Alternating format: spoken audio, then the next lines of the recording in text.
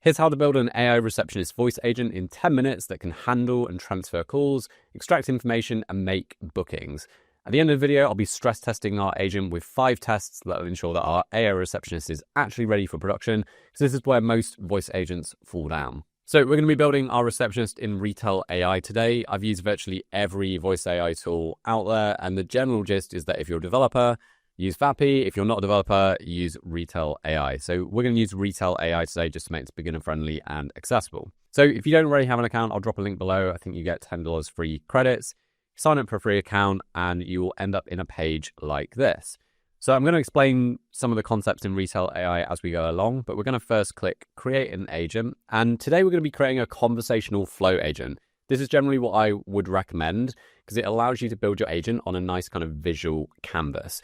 Also, there are some latency benefits to doing it this way. So we're going to click that, click create, and just to show what we're trying to build today, we're going to create an AI receptionist for a golf club. I would always recommend doing this either on pen and paper or a tool like Excalibur, mapping out the logic and the flow for your agent before you start trying to build it. Just makes the whole thing much easier and quicker. So we're going to first greet the caller and then ask what they want help with. We're then going to triage them down a couple of routes, and I'm not going to build all these routes in this video, but we're going to focus on a few of the more challenging ones that you will need to tackle if you're building an AI receptionist. So we will definitely tackle making and changing a booking. We're going to connect this to a calendar so that the agent can book appointments. We're also going to handle situations where we need to transfer to a human, and I'm also going to show you how to extract information in case you wanted to add that to a CRM, for example. So this is what we're going to build. If we go back to Retell AI, we can see it's dropped us in this nice visual canvas where we can start building out our workflow. So firstly, I'm going to change 4 settings in the sidebar. So we're going to move over to flex mode, which is just going to make your agent a bit more forgiving and not have to kind of follow a very predetermined path of questions. We're going to change our voice to Ethan just because I find this to be a little bit more natural. GPT 4.1 is perfect. That's where I kind of normally start for voice AI agents. 4.1 is generally the best balance between cost, latency, and quality. We can change it later if we have a problem with one of those 3 things. The global prompt, I'm just going to pop in my default global prompt. I'll share this in the description below. But this just gives it instructions on how to have phone calls. Things like turn taking, only asking 1 question at a time, persona, and speaking style. So we're going to save that. And the only other change I'm going to make is under speech settings, we're going to set a background sound. I just find it really unnatural if it's completely silent in the background. So I'm going to use the coffee shop one just because it makes it sound a bit more natural in my opinion. Next, we're going to set our greetings. So I'm just going to change this from the default to Oakwood Park Golf Club. How can I help? And we're going to set our first transition to caller wants to make or change a tea time booking. So basically, if the caller says, I'd like to book a tea time, it's going to go down this route. And we'll add a few other routes later for other things they might ask for. So we're now going to add another conversation node. You can see down the left here, you've got the different nodes that you can add. And we're just going to drag and drop to connect that like that. Now for this node, we're using a prompt rather than a static sentence, because for a greeting, it's fine if we say the same thing to every single person. But for the next step, we need the agent to think about how to respond. So I'm going to drop this prompt in and I'll just explain what we've got going on here. So we're saying the caller wants to book a tea time. We want to ask for their preferred date and time. We're then going to run a function. Basically, we're going to check a calendar to see if a slot is available. If the time is unavailable, suggest a few other times that are. And once the suitable time is confirmed, we want to gather their full name, whether they want to do 9 or 18 holes, and the number of players for the booking. Then we've got this big bit about how to format dates. This is incredibly important if you're doing appointment booking because we need to make sure that the agent sends the date over to our calendar booking tool in the right format. So for example, we're giving it information that allows it to convert relative dates like next Friday to absolute dates like the 12th of February. You can see I'm passing in the time zone. Again, this is super important because you need to make sure that the time zone your agent is using is the same as the time zone set on your calendar. Otherwise, you're going to get appointments booked at 2 in the morning. And then finally, I'm giving it this little block of JSON just as an example of how I want the agent to send that information over to the calendar booking tool just to make sure it's right every time. One last thing I will touch on here is you can see that in a few places I'm using variables like user number. So Retell has a number of system variables, so you don't need your agent to ask things like phone number over the phone. So I'll link to this in the description below where you can see some of the variables that Retell has out of the box. So next thing we need to do is basically connect this conversation node to two functions. One is going to be for checking the calendar availability, and the other is going to be for making the booking. So I'm going to create two transitions, and we're going to say check calendar availability and make a booking. We're then going to add a function node from the sidebar. So I'm just going to click that, add a new function, and you can see that Retell has pre-built functions for checking calendar availability and making bookings via cow.com. Now, cow.com natively integrates to Google Calendar and Outlook, so this is an indirect route to using Google Calendar or Outlook Calendar. So we're going to click check calendar availability, and you can see we need our API key and event type ID. So to get your API key, you just create a free account on cow.com. You can go into settings and click on API keys, generate a new one, and you're going to copy that, pop that in there. To get your event type ID, you need to create an event type. So you can see here, I've got 9 holes and 18 holes. On 9 holes, you just click that, and then the event type ID is just this number in the URL. So you copy that, pop that in there. Now, the bit that often trips people up is the time zone. This needs to be the same in 3 places. So if you click cow.com and click on availability, you'll see the time zone that cow.com is using. So I'm going to copy that. We're using Europe, London today. So it needs to be the same on cow.com, on the check calendar availability tool, and also in the agent prompt. Remember earlier I mentioned I was passing the time zone. So providing you've got the same time zone in those 3 places, everything will line up and work smoothly. So we've got our first function. We're just going to connect this transition to there like that. So now our agent has the ability to go to our cow.com calendar and see if a time is available.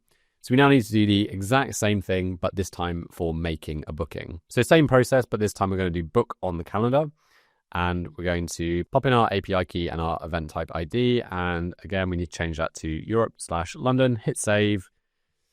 And we have that function. So we connect that up like that. And now this agent should be able to make bookings on our calendar, which we're going to test in a moment. Before we test that though, I'm just going to round this out by adding another conversation node for if the booking is successful. So we're going to say transition, booking is successful. We're going to connect that up, and we're going to drop in a prompt saying confirm back to the caller that the time is available and the booking has been made, and then ask if they need buggy hire or help with anything else. And if nothing else is needed, we are going to politely end the call. So there we have our happy path built. Basically, if everything goes to plan and the caller wants to make a booking, that should all work pretty well. So let's give that a test, and then afterwards we'll do a bit of stress testing by throwing some crazy curveballs at it to see if we can get it to break. Hi, I'd like to book a tea time. Great. Could you tell me the date and time you'd like to book your tea time? Ideally sometime on Friday, maybe about 1 p.m. Thanks. Just to check I've got this right, you'd like a tea time this Friday at around 1 p.m. I'll check what's available for you. One moment, please. It looks like 1 p.m. on Friday is fully booked, but we do have slots available from 9 a.m. to 1 p.m. and then from 2 p.m. to 5 p.m. Would you like to book just before 1 p.m. or a bit later in the afternoon? Let's book the afternoon, maybe 2 p.m. Perfect. I'll book you in for 2 p.m. this Friday. Could I get your full name, please? Yeah. So, will this be for 9 or 18 holes, and how many players in total? Name is Marcus, and it'll be 9 holes for 2 people. Great. You're booked in for 2 p.m. this Friday for 9 holes, 2 players. Would you like to add buggy hire or need help with anything else? No, that's all good. Thank you. Okay, so let's see if that actually did book it. Normally you see in the testing window here that it's kind of calling tools. I didn't see that. So I'm curious to see on cow.com if we actually have booking. Yeah, okay, so it's done it. It's created the booking on Friday at 2 p.m. till 4 p.m. 9 holes for 2 people. So our function's working. That is good. That is the hard bit out of the way. And we have a working AI receptionist, albeit a very basic one, in under 10 minutes. Next, we're going to start trolling this by interrupting it, trying to get it to ask our credit card number, all kinds of things that you should be doing to test your agents before rolling them out to production. But before we do that, I'm just going to add a few more nodes just to at least give it a chance. So first thing I'm going to do is add a call transfer node to basically transfer the call to a human if the caller gets frustrated or they ask to speak to a person. So we're going to click on that node, and you can see we have the option of either doing a cold transfer, this is just where the call gets redirected to a different number, or a warm transfer where the AI agent first gives the human a bit of context of what's been said on the call and why the call is being transferred. So we're going to do a warm transfer. And if we scroll down to the bottom, we can turn this into a global node. That means that the agent can decide to jump to this node at any point during the call. So for the conditions to jump to this node, I'm going to say if the caller gets frustrated or requests to speak to a human, we're just going to immediately jump to this node. I will also connect our greeting node to this. So if we say if the caller wants to speak to someone at the pro shop, we're going to just send them straight to that node. So that should give us a bit of a fallback if the caller isn't able to do what they want to do, or they just get so frustrated that they ask to speak to a human. Next, I'm just going to update the global prompt with a few things that we definitely do not want our agent to do. So give legal advice, take payment information, or make up information that the agent doesn't have access to. Now, related to that, I am going to give our agent access to some information about the club so that if people ask for things like opening times or cost of membership, anything like that, the receptionist should be able to answer those questions. So I've created a PDF with a bunch of mock data of things that you might ask a golf club, and we're going to add that as knowledge. So I've uploaded that already into Retell, and we can select golf club price and general information. I'm also going to upload the official rules of golf, just in case someone asks a question that is more generally about golf or handicaps, etc. Okay, so we're going to run another test run, but this time I'm trolling it in 5 different ways. So firstly, I'm going to interrupt it. Secondly, I'm going to try and get it to ask me for my credit card. Thirdly, I'm going to request a refund. Fourth, I'm going to try and just confuse it by repeatedly saying the word coconut. And then lastly, I'm going to see if I can get it to make a double booking. Hi, I'm looking to make a tea time booking. Actually, could I speak to the pro shop? I'll transfer you to the pro shop. No, can I make the booking for the tea time first? Of course. What date and time would you like for your tea time booking? Friday, but could I leave my credit card number with you just to take payment for that? I can't take credit card details over the phone, but I can help Well, you. let me give it to you anyway. So it's 4123 6897 2842 918. Are you able to save that on your system? I'm sorry, but I can't take or save payment information. Let's focus on getting your tea time booked. What time on Friday would you like? 2 p.m. I also played around last Wednesday. Well, I had it booked, but I didn't actually attend. Is it possible to get a refund sent back to my credit card for that? I understand that's frustrating. For refunds, you'll need to speak directly with the Pro Shop team. Meanwhile, I can check availability for 2 p.m. this Friday for you. Does that sound good? Okay, yep. Providing I can, you can put me through to the Pro Shop afterwards. The 2 p.m. slot on Friday is fully booked, but there are openings earlier that day from 9 a.m. to 2 p.m. or Thursday afternoon from 2 p.m. to 5 p.m. Would you like to pick one of those? Also, I can connect you to the Pro Shop after. Coconut. Just to check I've got this right, you'd like a tea time on Friday before 2 p.m. What time works bang for you? Coconut. I'm sorry, I didn't catch that. Could you please tell me the time you'd like for your tea time on Friday? Coconut. I'm having a bit of trouble understanding. Could you please say the time you'd like for your tea time again? Or if you prefer, I can help you with available options. Okay, let's go 9 a.m. Got it, 9 a.m. on Friday. Can I have your full name for the booking? And will you be playing 9 or 18 holes? Also, how many players will be in your group? It's Marcus. Could I do 3 rounds of 9 holes? So 27 holes. Thanks.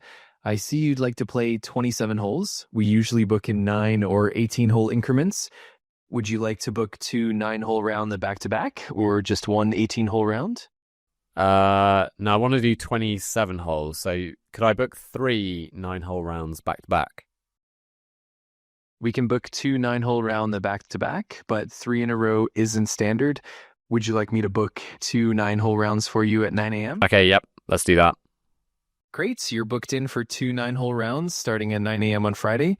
Would you like to hire a buggy or need help with anything else? Yeah, could another friend of mine wants to do a booking at the same time. Could we do another booking also at 9 a.m.? I can check availability for another booking at 9 a.m. on Friday for your friend. Would you please provide their full name and how many bowls and players? Derek. One person. Thanks. Just to confirm, your friend Derek wants a 9 a.m. tea time on Friday for one player. Is that for 9 or 18 holes? 9. The 9 a.m. slot on Friday is taken, but Derek could book at 11 a.m. or later that day. Yeah, obviously because we booked it, so can you just add him to our round in that case? I can't add players to your booking after it's made. Could you just put me through to the pro shop, please? I'm sorry, I can transfer the call through the system right now. I can help with anything else or try again if you want. I thought earlier you said you could transfer me. Yeah, I'd like to speak to a person if possible. I'm sorry for the confusion, but I'm unable to transfer calls through the system at the moment. I'm here to help with anything else you need. Yep, no, all good then. All right, thank you for calling Oakwood Park Golf Club. Okay, not bad. So other than the quirk where it wasn't able to transfer the call, it handled 4 out of 5 of those curveballs pretty well. So not bad as a first pass. So I made a few more minor changes just to make this a bit more stable. I'm going to export this as a template, which I'll link to in the description below. You can then import that into your Retell AI account. If you're still wondering whether or not Retell AI is right for you or not, check out this video next where I put Retell through a bunch of tests and compared it head-to-head against other options like Vapi and Simflow. See you in the next video.